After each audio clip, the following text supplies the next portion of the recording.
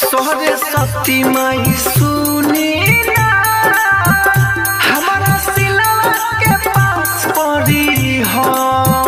सरस्वती माई सुनी ना हमारा सिलवा के पास पड़ी हो।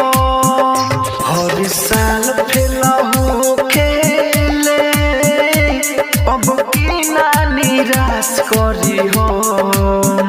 हर साल फेलहू खेले अब की ना निराश करी हो। सरस्वती माई सुनी ना हमारा सिलवा के पास करी हो। सरस्वती माई सुनी ना हमारा सिलवा के पास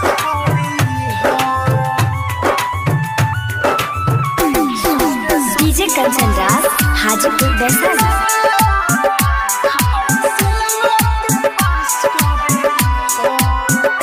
बारू विधिया के दाता लोग कहेला माता। हर गाँव स्कूल में रउर मूर्ति रखाता।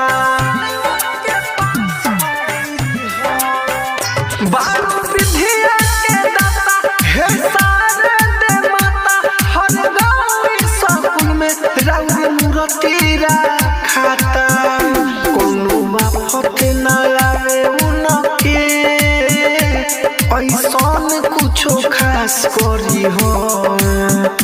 कोनो आफत ना आवे उनके ऐसन कुछो खास करी हो। सरस्वती माई सुनी ना हमारा सिलवा के पास करी हो।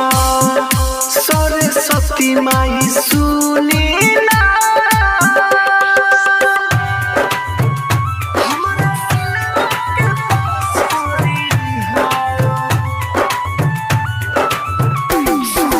डीजे कंचन राज हाजीपुर वैशाली।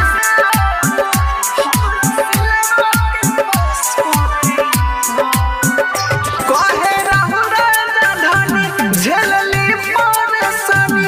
रूपेश रसीला के बात तनी काली मानी। कहे राहु राजधानी झेलली परेशानी। रूपेश रसीला के बात तनी काली मानी।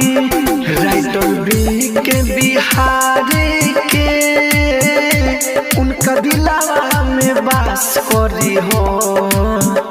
राइटर बी के बिहारी के उनका दिलावा में बास करी हो। सरस्वती माई सुनी ना हमारा सिलवा के पास करी हो। सरस्वती माई सुनी ना। राजधानी डिजिटल रिकॉर्डिंग स्टूडियो बेलवा।